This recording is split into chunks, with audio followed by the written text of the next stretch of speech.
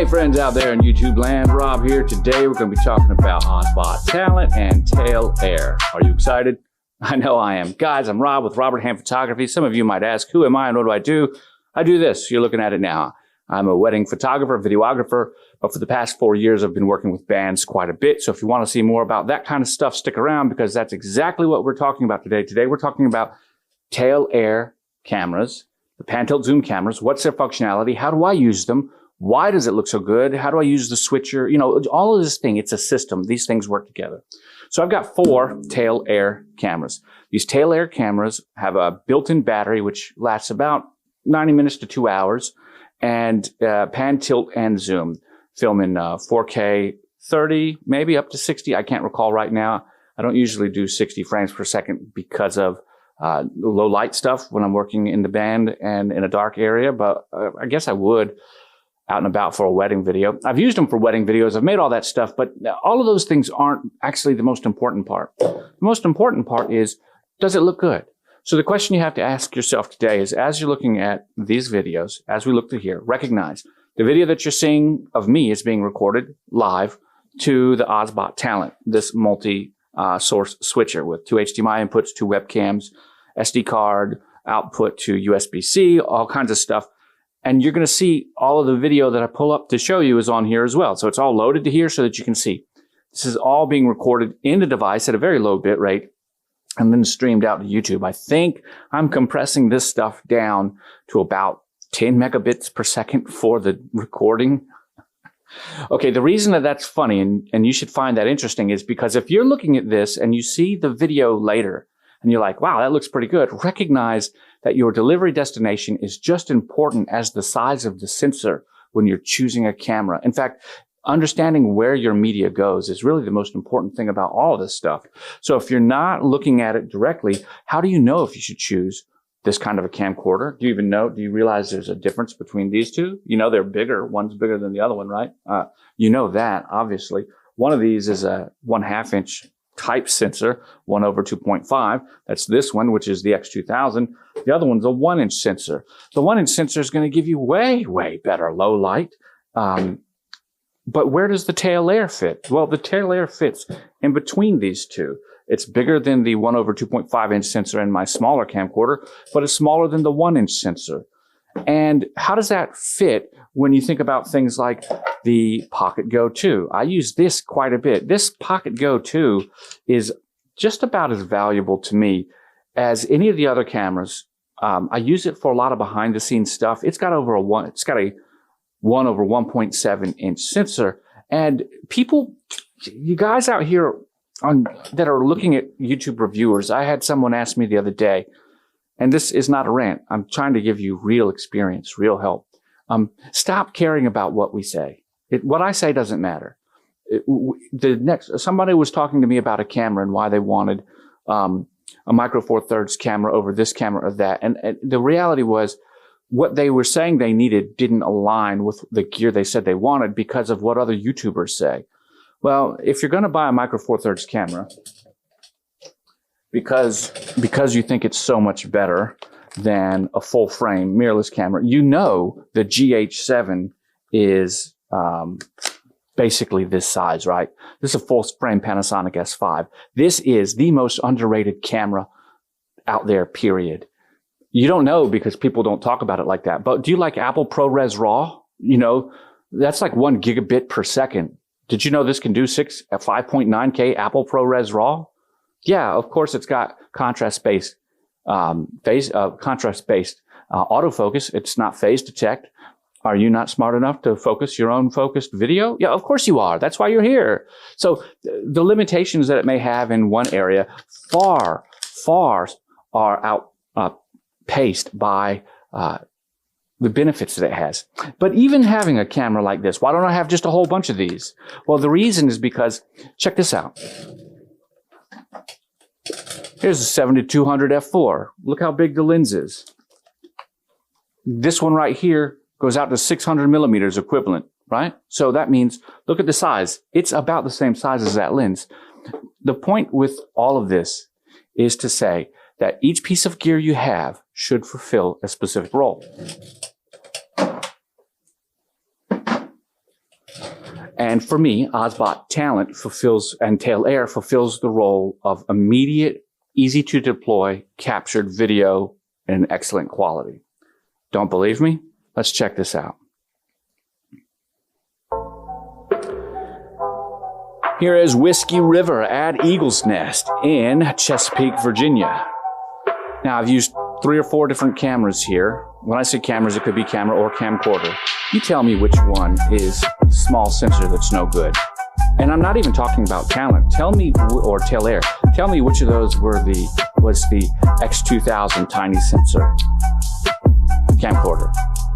When you're looking at this stuff, I want you to think about the angles that you're seeing. Obviously, you've got some that are handheld on a gimbal, so that's probably not Talent. Well, I mean, not Tail Air. I'm going to keep saying Talent or Tail Air right now because it's in my mind and that's just the way it's going to be. You're just going to have to deal with it. This angle seems to be coming from the roof or a rafter. So does this one. Look at the highlights. How do they feel? Do they feel blown out? Do they feel organic? Obviously, there's me taking a photo there, and the camcorder the camera I was using was the Panasonic S5. So I was also doing video with that. So is that this video here? The point that I'm asking about all that stuff is for you to think about what you're seeing and think about where you're delivering it. I'm going to guess that you're smart enough to figure that I put the OBSBOT Tail Air on a C-clamp, clamped it to the joist in the rafters of the open rafter venue that we were at. And you're absolutely right. Could you see me hanging this 4 or 5 pound, actually I think this is 8-pound camera up? Of course I wouldn't hang it up there. Talent is so small and controlled wirelessly with a preview on your phone that I can easily clamp it up there with a retaining wire, and with the built-in battery, I can record throughout the sets. And because it's a pan tilt zoom camera, I can also move it around during the set. Isn't that crazy?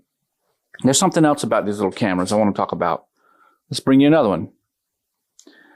Here's another one I filmed for Kaboombox, another band I work with. And what I want you to think about is each one of the Talent, or each one of the cameras, the Tail Air cameras, have 3 positions that you can save as recalled positions.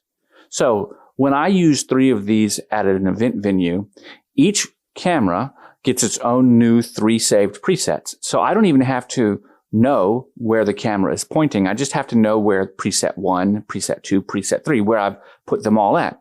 Each of them are the same. Angle 1 is the hero shot. It's considered the wide. Angle 2 is the detail shot for whether it's the drummer, the bass, or the singer that's in there. For the Tail Air cameras, I'll use just a little bit of digital zoom. I never go above 1.5.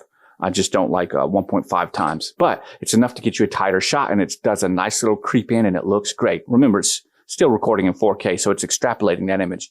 And then hero, the shot number 3, the position for each of them, is another wide shot, but usually back towards the crowd. A shot that will somehow show some of the crowd in it. That means that I don't have to look at any of the positions while I'm actually filming. All I have to do is press on the remote control 1, 2, or 3. Let me show you how that works. So here we go. Here we have the Tail Air remote control. And it's real simple. Mine battery's dead right now. That's okay. But it lights up green for the 3 cameras you can control with 1 remote. And then it has the preset positions on there, just like that. So at that point in time, all we have to do is tap camera 1, position 1, camera 2, position 1, camera 3, position 1. Now all of my cameras are going to those preset positions. You might think that that's a lot to remember, but you're also talking about professional work. And if you're doing this kind of work, you'll realize this workflow of just 1, 2, or 3, 1, 2, or 3 is simple. Camera 1, 2, or 3, do I want it to point at the person it's in front of? Do I want it to point at a detailed shot or a wide shot, or do I want it to point at a audience shot? That's the only question you have to answer. And that can be done without the need for another monitor, which is great. Let's come in here again. Now, as we're looking at these, I want you to see another commercial. This one I did for Schooner or Later. And this specifically used I used 6 cameras. So, the Panasonic AGCX350, the Panasonic HCX2000, the Panasonic S5 full-frame cameras you saw earlier, and 3 tail air cameras. Now, when you look at this video, tell me which one do you think is which? Now, this is great. Find it on YouTube on my channel. Schooner or Later is a yacht rock band, so we did the video in the style of an infomercial, and how awesome is that? So notice we've got some compositing, right? But even though we do, I want you to think about the highlights and the shadows, the roll-off. I want you to think about the noise. I want you to think about the dynamics in the actual shot itself. Like, which camera was that? Which camera was this? Which camera was that? Which camera was this? There's a lot of questions that you could ask yourself here, but the reality is, if you can't tell, then was it good or was it bad? I think what we're getting at, the questions that I'm trying to ask are ones to make you think. There's so much more that go into the actual production of a final product than just the input. So now I'm going to switch, because I believe I've proved the point just with these couple of videos. I got 1 or 2 more I'm going to show you too. But now I want to shift the decision away, or the question away from censor, because that's what it comes down to. Everybody that asks me a question online and emails me, and I get about 100 questions, 120 questions every single month that I respond to. I get a little over 500 questions a month total currently to my YouTube analytics, and I probably got about 60 emails a month to my inbox. But everybody's always worried about sensor size and bokeh, background blur. Do you know who's not worried about that? A commercial where I'm trying to show the excitement of a band, or a wedding video where I'm trying to show the entirety of all 150 people that are there. Sure, background blur can be used as an important way to find and fine-tune a look for your video, but it's not the only way to do it. Another way to do it is after the fact, in post-production, right? So the point that I'm making here is, why do we worry about the sensor size? You get the right tool for the job. And if a small sensor means I can hang this from the joists or the truss of a venue and control it from on the ground, then that's the right choice for the job. Okay, now let's talk about the next question I get. I've got OBSBOT talent, or I've got HCX2000, or I've got the Panasonic HCX2 or AGCX350, and my footage doesn't look as good as your footage. How come? Well, it's because I'm a video editor. Unless I've told you specifically on one of the videos that the images you are seeing are straight out of camera, I've edited them. Why wouldn't I? My goodness, I get paid to do this stuff. So the video that you saw, of course, there's a difference in the original output between this camera and this OBSBOT talent or tail air and this camera. Of course, there's a difference. But the point of using cameras and developing a system is to make it all look as close to one as is possible. And I don't always meet that goal, and I don't always choose footage that helps me meet that goal. What I'm trying to say is I have to put this together. It's a project. So what do I do?